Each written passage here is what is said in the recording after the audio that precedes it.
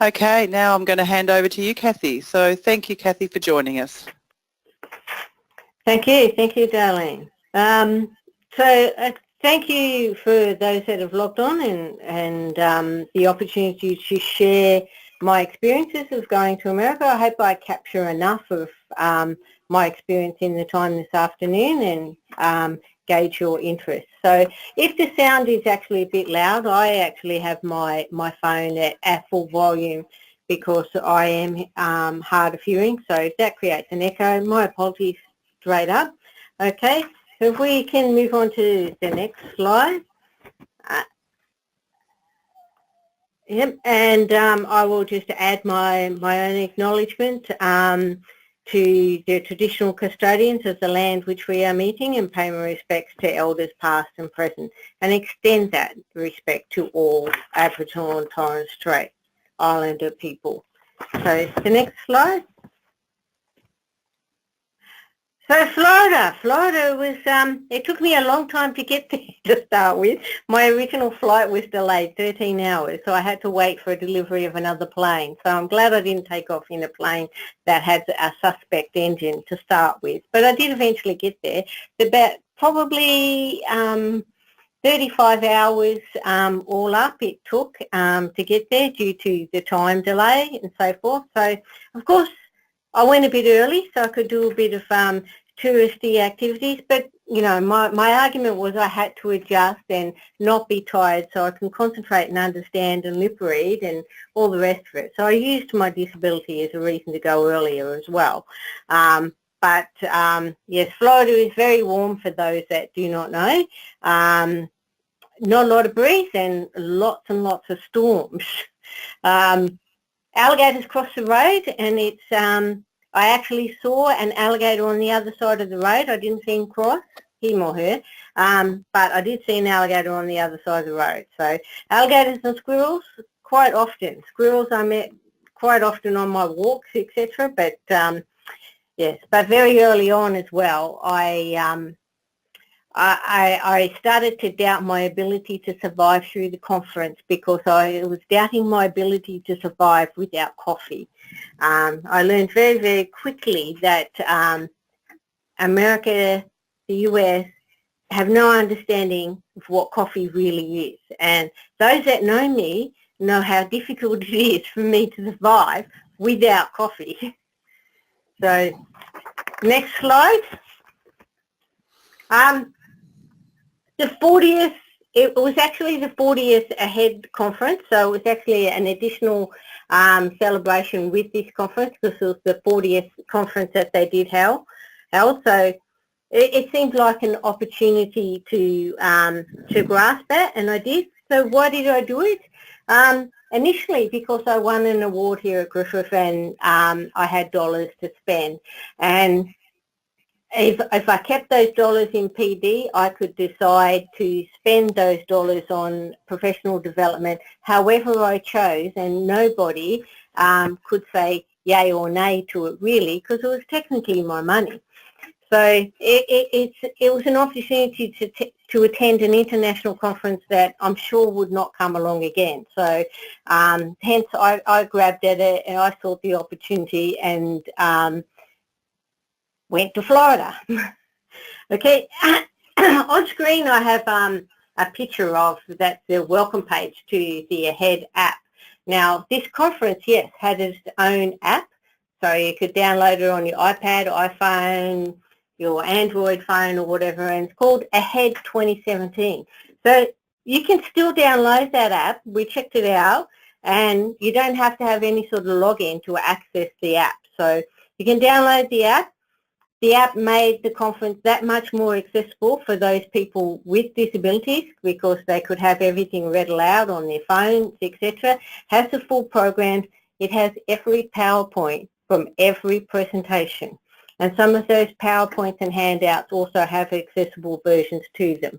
Okay, some of them just have PowerPoints, but some of them have the accessible versions with them as well. So that was certainly a different experience to have everything in an app. Mind you, they still had a conference booklet, an A5 size booklet, So, you know, for those that are old school and want to go through a booklet and you circle whatever it is they want and take notes on a booklet, they still had those options, but you had the app as well, which was very good. You could bookmark the sessions you wanted to attend, you could read up on the speakers, you could read all the presentations before, PowerPoints before attending the presentations as well. So it allows you to make a bit more of a choice about what it is that you wanted to attend as well. And the feedback and updates were live. So any changes, it all came through on your phone.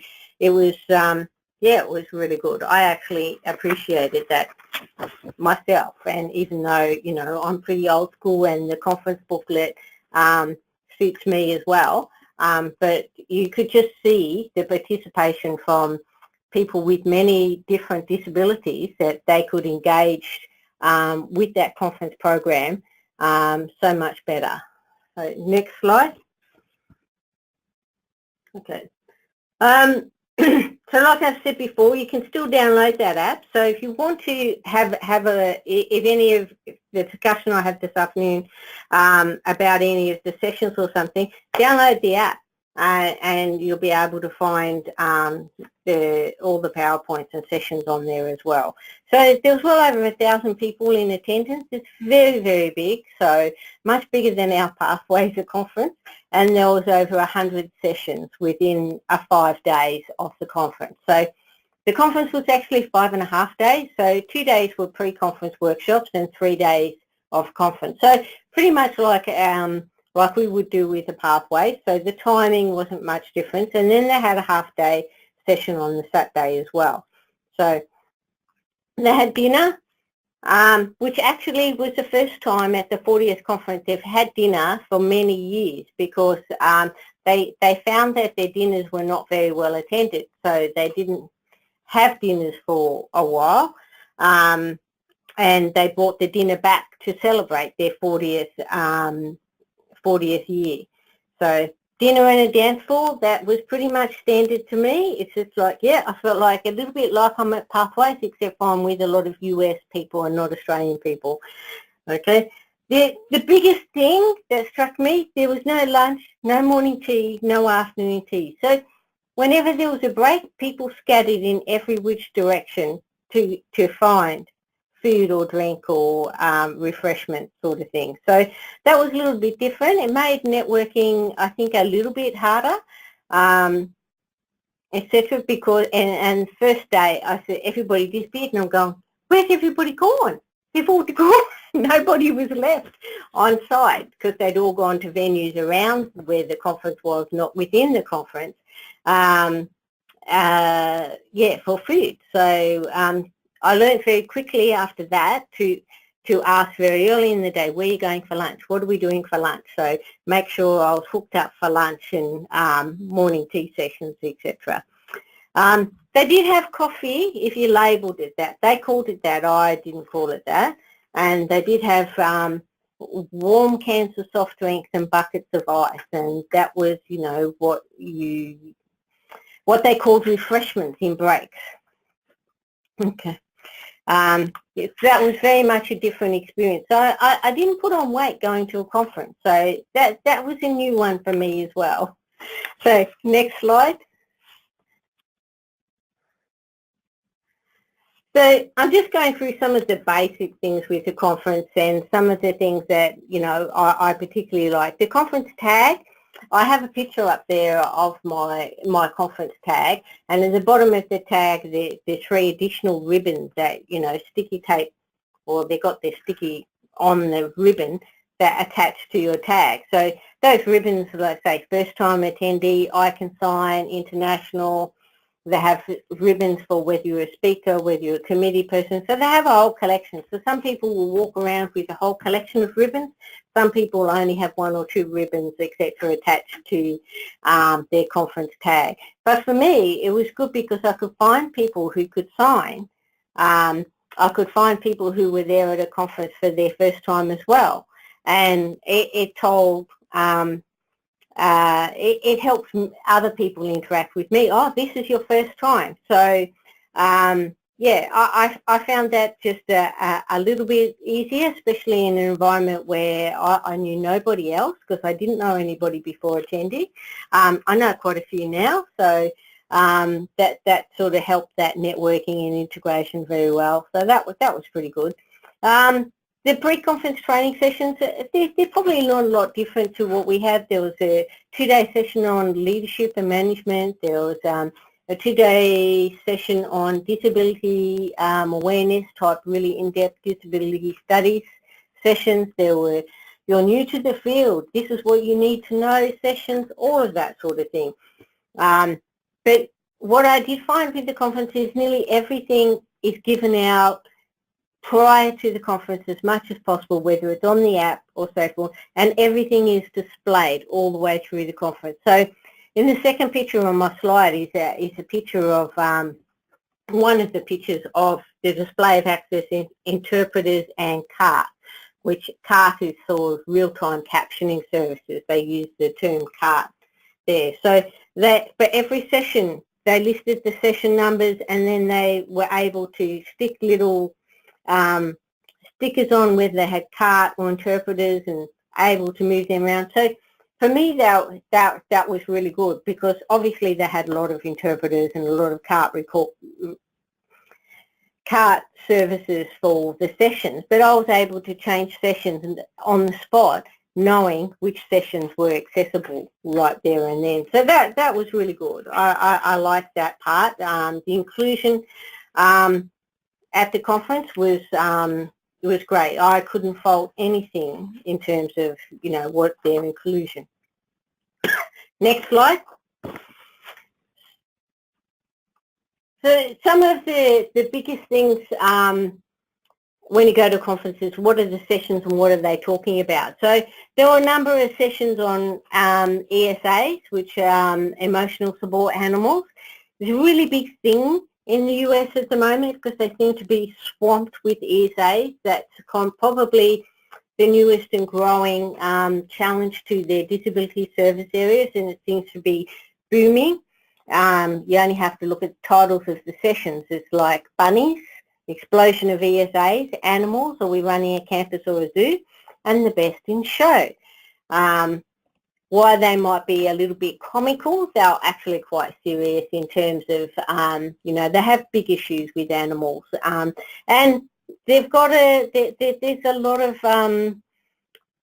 of work going on across the states on that. So when we have an increase in emotional support animals in Australia, I'm sure we'll be able to tap into some of the great policies and guidelines and groundwork that they have already. But the biggest issue is an emotional support animal is a very, very easy thing to get accreditation or documentation for in America. And a student may have approval that they have a guinea pig as an emotional support animal, but then they arrive on campus with 2 guinea pigs or 3 guinea pigs and not just 1 guinea pig. But they have emotional support animals seem to be anything from guinea pigs to rabbits and rats and snakes and lizards and cats and dogs and chickens, and I guess the sky's the limit on what sort of animal, which is why they talk about having zoos on campus. And not all of the emotional support animals seem to just want to stay in residences. Some students want to take them wherever they go, so that becomes an issue with for one example is a student that needs to take his snake everywhere, and the other students have severe phobias of snakes. So you can imagine the challenges that they have, but some of it was actually quite topical. The second biggest session, I guess, that was talked about and was repeated in many of the other sessions was the moving of the disability services out of a student services, welfare or health centres, whatever sort of branding you have there, rebranding and repositioning the disability services. And it was one of the most discussed topics. If you went to a topic on assessment, that they would talk about. Now, if you're still living in a student welfare type office and you're a part of that, you might want to consider moving out because you'll get better responses, etc. So there was it was an issue. It's an issue that seems to be, or a trend that seems to be really taking off in the US, is to that moving of the disability services out. So if we can go to the next slide. There's many reasons behind this rebranding, and a lot of it has to do with access and presenting, moving away from that medical model, because student services, if you have healthcare, counselling, welfare, there's a sense that these students go to those when they need help with something, when they have something wrong or something that's not going correctly and they need help, they will go to those services. So whereas disability should be seen as an equity group, and most other equity services, whether they be for African American support services, migrant support services, they don't sit within a student services model, and probably haven't so much ever in a lot of the universities. So they see disability as sitting separately, the same as, say, a women's centre in a university sits separately and not always within the student services. So that's that pushing of that equity model of disability, right, and seen as a diversity group and not a deficit group. So that was really presented really strongly in a number of sessions. The benefits, a lot of them say they get increasing interaction from faculty. They get better responses from faculty since they've moved out of student services. And there's quite a number of them that have been moved out now for a year or 2 years or so. So they are sharing from experience. They get a lot more collaboration from academics on research. So it's not only that interaction they're getting included in research, etc. And they're also starting to report better student engagement. So in the next year or so, they'll have probably more in-depth statistics on that, but they're saying already that they're getting better student engagement. Students are actually coming to them to disclose their disability more and seeking services and support more and earlier on in their study than they were previously. So they're seeing an increase in the number of students. So, but it's not just about a logo or a tagline. A lot of them have changed and they don't call themselves disability service but accessibility service. We have that here in Australia as well. There has been a lot of the change, and they might keep disability in the tagline somewhere so it comes up in a search on their web pages when you're doing a web search. So their tagline might be formerly disability, called disability services, or to service the needs of students with disabilities, or whatever it is. Yeah, so the challenge that was put out by many is, are you stopping to think about what are the emotional reactions that are created by your current branding? What is your current branding and positioning within the university actually presenting to the student? If you're a part of that, the health service where you go when you're sick, if you're a part of the student services where they offer counselling, when you need counselling because something's not going well in your life perhaps, then you're presenting that negative, broken, deficit sort of model of disability. So there is an extremely strong push in America. On their discussion list recently, they did a survey, a mini sort of survey on their discussion list. And over 50% of the respondees to that survey said they were moved out of student services. And a sizable of the remaining 50 said they were in the process of trying to instigate that change. So perhaps that's something we might see, perhaps not. I'm not advocating either way, I'm just sharing. This was the discussion. So if we move on to the next slide. And this is one that I really liked because here at Griffith we do all our own alt formatting in-house. So there was a session on textbooks, and textbooks will be accessible in 2018. It's a promise. There's a group of publishers that have all got together, and they have a network and working on improving the accessibility of e-textbooks, which all textbooks will have an e-textbook equivalent at some point. And this is, well over 200 publishers or so forth. So, any publisher you can think of, whether it be Wiley or Pearson or McGraw-Hill, or they are all within this group, and they're all saying from 2018 their e-textbooks will work with JAWS, and they acknowledge that they do not now work with JAWS and screen reading software, and this is their aim, and they're working on. So it's a matter of, at some point in the future, when they finish a lot of testing, they'll click some, as he said, click a switch and things will be a lot more accessible. So that means they're redoing all of their apps and that the e-textbooks use as well. So not only then will they be more accessible for those with screen reading software, they'll be more accessible for those with other disabilities as well, because they'll be able to resize the font to greater degrees than you currently can. Okay, so that was a huge positive, and I really look forward to that. They're developing an accessibility kind of badging of their textbooks. So there may be some books from smaller publishers that might not be to the same accessibility standard as, say, some of the larger publishers or the larger quantity of textbooks, etc. And so it's a bit like I don't know what you call a heart tick of approval, or a web standard. Do you meet level A or AA or AAA? So they've come up with some symbols and some branding.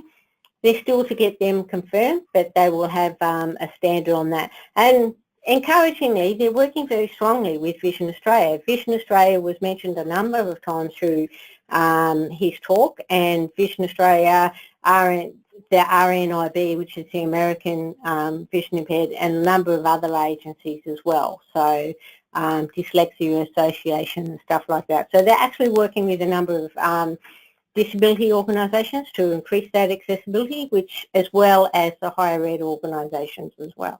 So that's really good, and that was extreme positive. So in 2018, hopefully, for some of us that do our own work, or even the amount of work in managing the outsourcing, that may be less of an issue and will meet greater accessibility.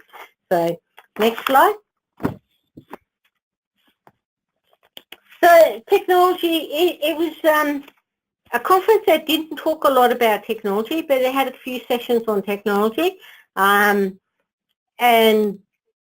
talked about technology assisting disability support. So I guess there wasn't a lot of new things that struck me. Census access, I'm sure you have heard about. If you haven't, then I'm sure it's on the ADCET website as well.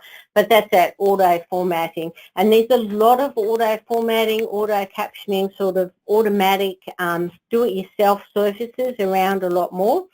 So Sonosent was big, and Sonosent, being one of the major sponsors of the conference, they had a couple of sessions. Sonosent has, it's a note-taking, audio note-taking software for those that do not know. Sonosent has an upgrade coming, supposedly in September, but I haven't seen it as yet.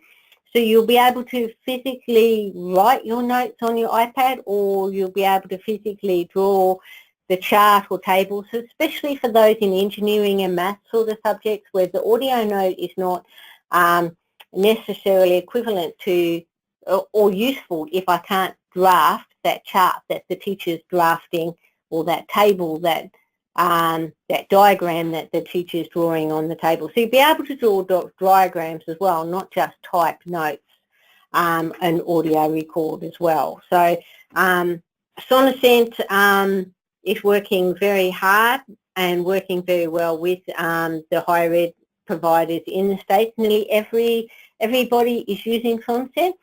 some have SONSEN across the board, and they're not doing any peer notes anymore.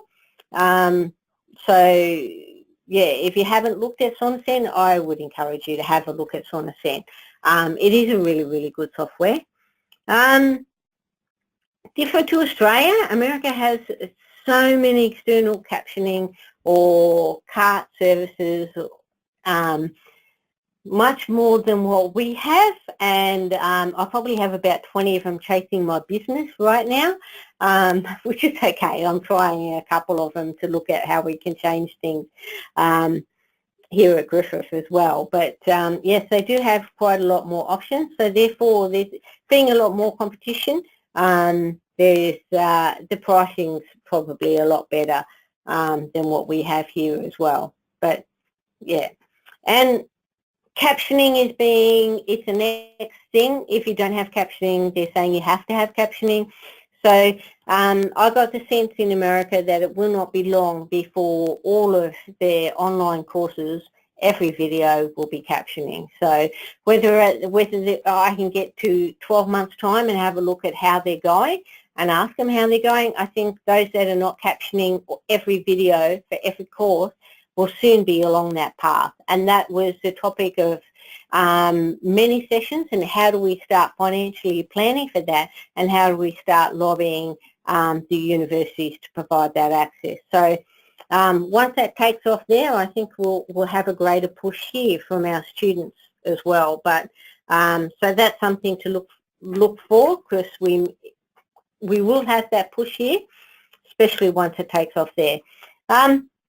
A lot of the universities and sessions are not providing peer note takers anymore, so they're moving to wholly electronic options. So whether that is if they're using software, little apps to take notes, record notes. SONSEN is their number one software that a lot of them are using. But there was a whole sessions that peer note taking is being phased out, if not already, because their research is showing that students, one, are not using the notes from peer note taking to the level that we think they should be, or to any useful level, and they may not download any notes for 15 weeks. So it's obviously not working. There's a lot better tracking of whether students are accessing notes, because our notes are being provided in more an electronic format, or in America, so they're uploaded to a central portal and the students download. So there was a lot of reporting on that sort of tracking, and the usefulness of that, as well as research on is peer note-taking enabling our students, and is it actually teaching them how to take notes. So whereas if we provide them with a technology option like SONSEN, we're actually teaching them to work with notes and to take notes. Even if it's an audio note, we're teaching them to take notes rather than being a passive person in the lectures. And it's actually, the research was showing the students were getting better outcomes. So that's all interesting. So the notes no more, and there's a couple of sessions on note taking. So if you want to download the app and have a look at them, you can have a look at that detail much more. Okay. As I said, SONSEN updates are in the pipeline. So if those people that are using SONSEN, hopefully this year the updates will be there. So it's basically when you're using SONSEN on an iPad, so do have a look at it on an iPad. You'll be able to actually draw within the app as well to do your drawings. Okay. There's a lot more uptake on teaching assistive tech and holding regular workshops to upskill students in assistive tech.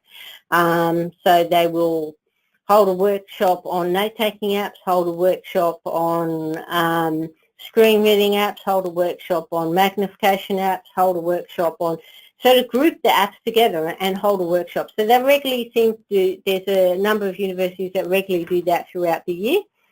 So next slide.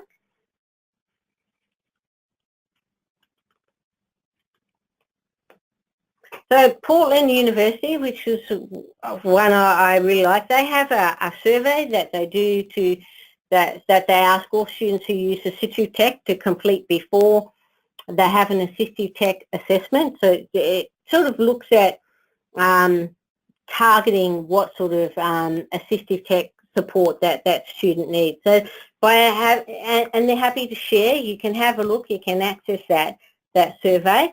It sort of makes the interview and their processes much more streamlined. It helps with statistics gathering, and they can measure the students' competency in the use of technology at the beginning and the middle and the end and that sort of thing. So their survey is quite good. We looked at it in great detail in the session that I was in on assistive tech, but it is worth having a look at, I think, so on that one. And they're quite happy to share the survey, and then you can adapt it and put it on your own website as well. So they're a very nice bunch over there. Next slide.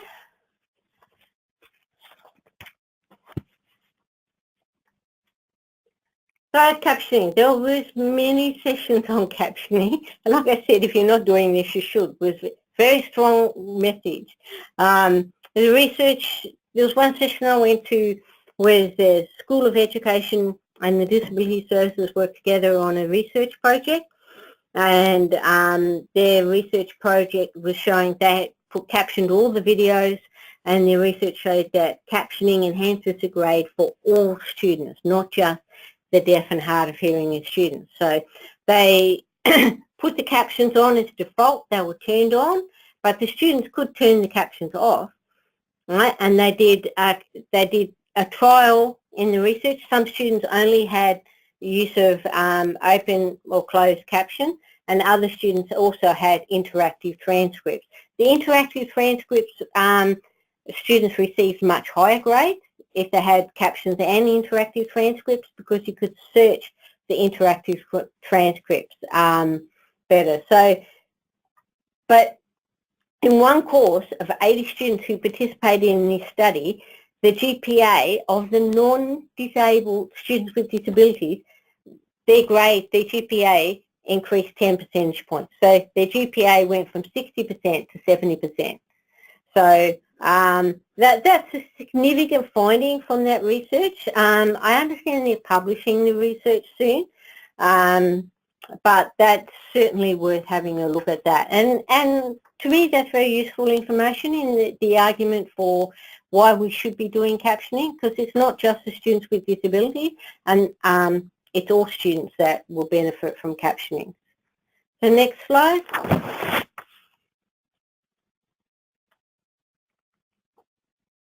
So another bit of, we all know that students don't disclose they have a disability, but 70% of students who study online do not disclose they have a disability.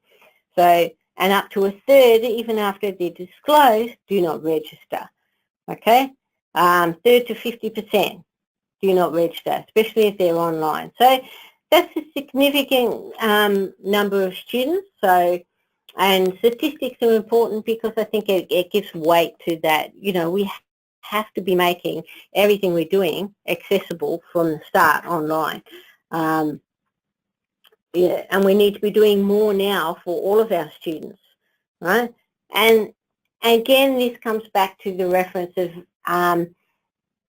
moving away from student services to an independent equity type or model that is attached to education or attached to academics, because most of when the disability services have moved away from student service, they've attached themselves to academic field. So they go to academic committee meetings. They're connected with schools of education rather than connected to that academic admin type role within a university. So they've moved away from the administration and gone into the academics.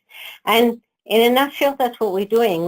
We're supporting our students to achieve their academic goals, right? Not only their administrative goals. So slide 13, next slide, sorry. It's slide 14 actually. So in all of that, how's Australia doing? Well, we're faring pretty well. Australian resources were referred to quite often. Stella Young's talk was used in and featured in a couple of presentations.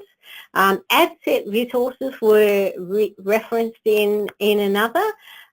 Vision Australia was mentioned quite a few times, and AI Media was over there also as an exhibitor. So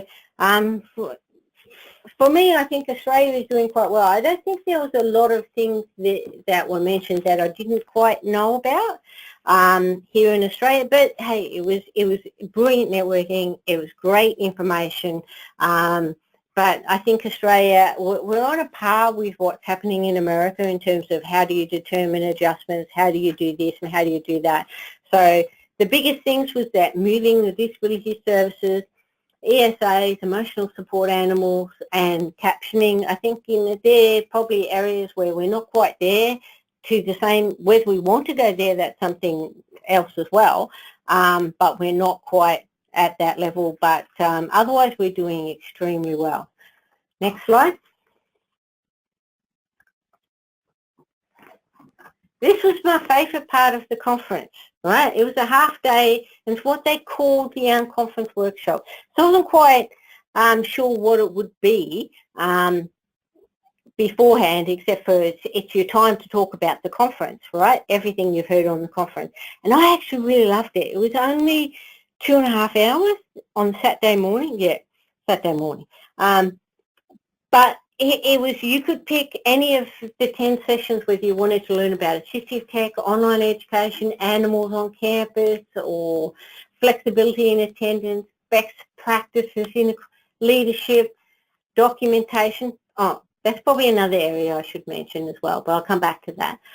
Legal issues, outreach, access, etc., etc. So they had these 10 topics where they were talked about in the conference. So you could go to that session and just sit and talk about, well, I've heard about all of these animals on campus issues. How can I implement that at home in my university because I'm having trouble with that? Or I've heard about all the arguments about documentation. How can I change what I do in my university around documentation? Because maybe I think that this is, you know, so you sat down with people who had done that, who had implemented that, and it was an open group discussion, and people were in there talking about, well, you know, I'm doing this research on this, and I did mine, and this is how we did this, and we did this way. So to me, that was really good to have the opportunity to really sit in a session and talk about that. So often I'll go to a conference and you hear all of this good information, but then by the time you go home, you think, oh yeah, what was that person talking about? And oh yeah, I don't have the PowerPoint. And so you've got to wait till that person sends you the PowerPoint if you requested it or something, and you get that information. But here you had that 2.5 hours where you could really nut out and talk about how that applies to you and your university. So I found that extremely useful. I really, really liked that session. So going back to, and I think that was probably, the Unconference Workshop was probably where I did my best networking.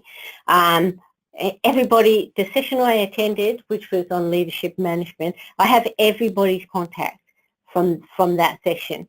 And we are in contact, and that was probably where I did my best. It was because we were in a group, we had the same goals and the same direction, what we wanted to talk about, and it was great. It was great. I really, really liked that.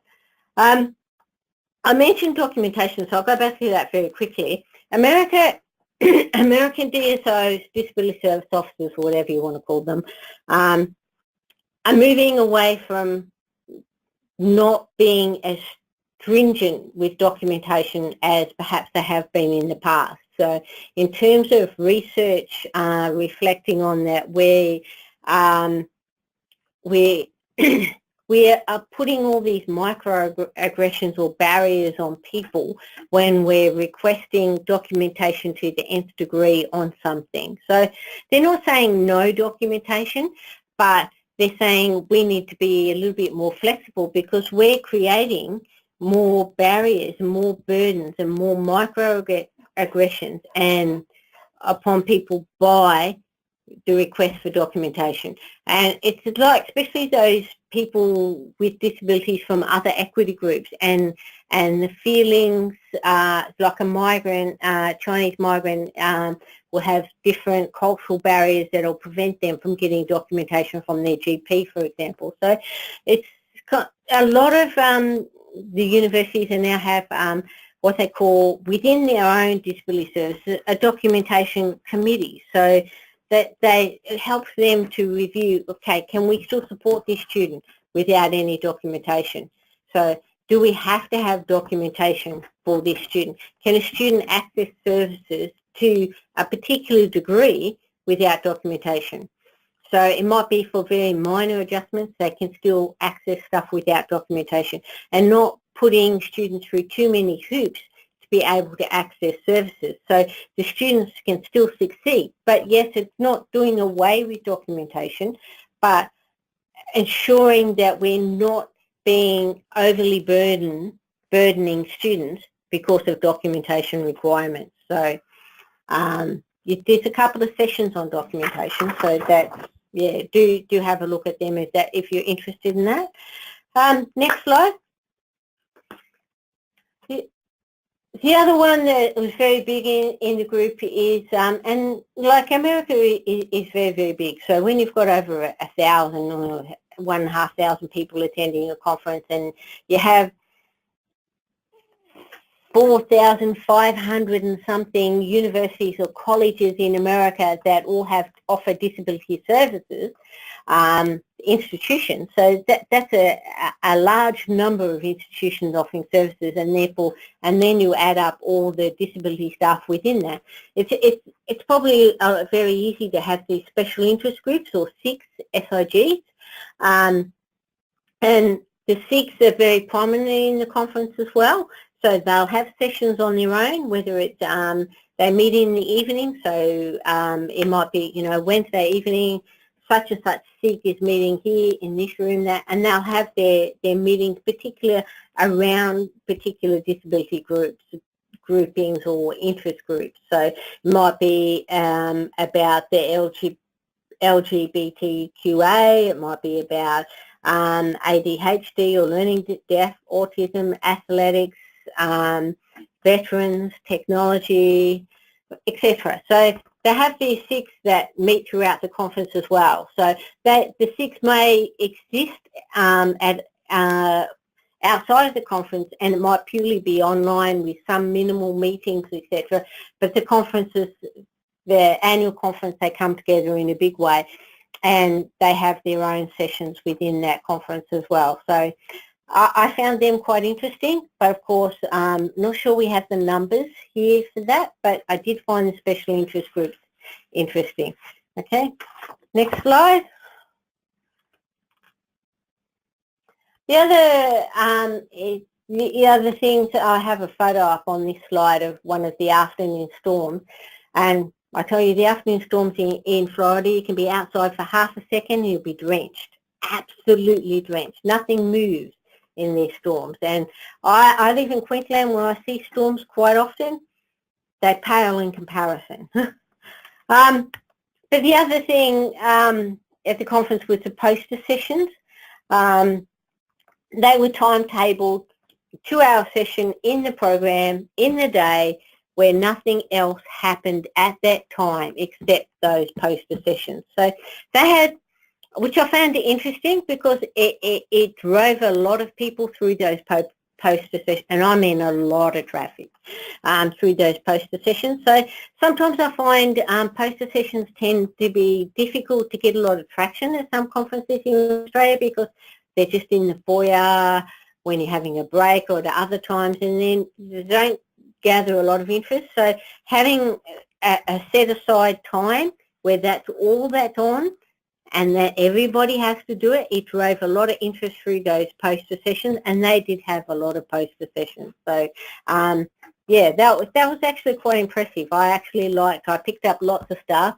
I actually had to bring back 2 bags I went with one bag and came home with 2 bags, but some of it was touristy stuff too. Yeah, but I did pick up a lot of stuff in those poster sessions. So all in all, it was well worth attending the conference. The networking and the connections that I have now as well, I probably can't put a price on it. And it's worth more than just attending the conference. The conference sessions were really good. I have all of those sessions. They sit on my app on my phone forever now. And hey, you can do it too. You can download all of those sessions as well. The next one is in New Mexico in July, and yeah, they actually already got a call out for presentations, and their presentation call out, their initial presentation call out actually closes within the next few weeks. So they're well-organised events, extremely well-organised, except for food and coffee. So it is worthwhile attending, okay? But learn to survive in America without coffee. That's all. So, any questions? Thank you, Cathy. That's absolutely fantastic. I'm riveted and taking 1,000 notes, and I'm not even organising the next pathway. But I was glad to see that dancing was on the agenda, because that's my key to a successful Pathways conference is dancing. So if people have some questions and want to put up their hand, feel free if you've got a good mic, or you can actually write a question in the question pod. I noticed one or two of the Pathways Committee people are online, and I'm sure they'll grab you for further conversation, Cathy. One of the things I wanted to know, was there any key notes or any presentations that you could recommend us for our next Pathways? There was a keynote presentation that I really enjoyed at this one, and it was by a person with a disability who's also from the LGBTIQ, and the differences in terms of how do you advocate and how do you align yourself when you belong to multiple equity groups. And she is also a Spanish speaker as well, from a Spanish-speaking background. So it's like, how do you, so, and I think that, you know, those multiple equity groups, I think that's, yeah, probably something that would be good to explore more. Yep, that's fantastic. And how well attended were the Unconference workshops? They were full. Wow. They had 10 sessions, and they had 10 different sessions, and there were at least 20 people in each. That's fantastic. Because I was thinking of something like, I like the title Unconference, but even just putting it into practice, because I know that sense of, you know, that frustration often you do come away for a conference, you get back to work and you're busy again, and you kind of, you know, haven't kind of really thought about how you can put what you've learned into practice. So that's fantastic. Just a little plug for one of the webinars that ADCET had previously. We did have Census Access do a webinar for us. Yeah, so it is online with a link to more information there. So if people are interested in checking out some more information around census, they can go to the ADCET website and get more information. So I've just got another question here. Did any of the presentations cover off on employment options or supports for students around employment? Yeah, there was a couple of sessions on employment. So yeah, I probably didn't attend many particular about employment, but yes, there were a few sessions about employment and the challenges of employment. Yep, that's fantastic. I think I've already downloaded the app. I was listening intently, but at the same time multitasking, and have downloaded the app, and it absolutely looks fantastic. So it might be something that I'll certainly encourage ATEND and the Pathways team to look at investigating that option for our next Pathways conference. So that would be fantastic. And I really enjoyed the fantastic titles around the support animals. That gave me a giggle, and you probably couldn't hear us all laughing in the background. Yeah, was there anybody in particular, because that once again is getting a topic that we've had on the Ofsted listserv quite a lot. Was there any particular presentation that you could recommend for us as well, even for a future webinar to link up with America to talk about emotional support animals? There probably is a couple of them. There's the one that, you know, are we a zoo or something? Yep. Yeah, that was extremely well attended. Campus Animals or a Zoo. I'd have to look up the name of who presented it. I don't have that handy, but yeah. No, that's great. But I think that's kind of a topic that would be quite interesting for the sector. Well, we haven't had any more questions, but I'm sure we've got lots of people thinking. So thank you so much, Cathy. Just a quick plug before people log off. Our next webinar is in 2 weeks' time on the 10th of October, and that's going to be on a topic that people have asked for quite a lot as well. The topic is juggling feeling capable and different, a ground theory of study at university while living with mental ill health. So that's on the 10th of October, because I know a lot of people have requested information around mental health. So we're pretty much running on time, so thank you so much, Cathy, for your time. It's fantastic that one of us can go off and do a PD such as this and that we can share it with the sector. So I'm so glad that you're able to do that with us, Cathy, and hopefully we'll keep the discussions going as we get into our more planning around the Pathways Conference next year. And thank you everybody for attending, and thank you to our captioners. Yeah. Thank you. Thank you.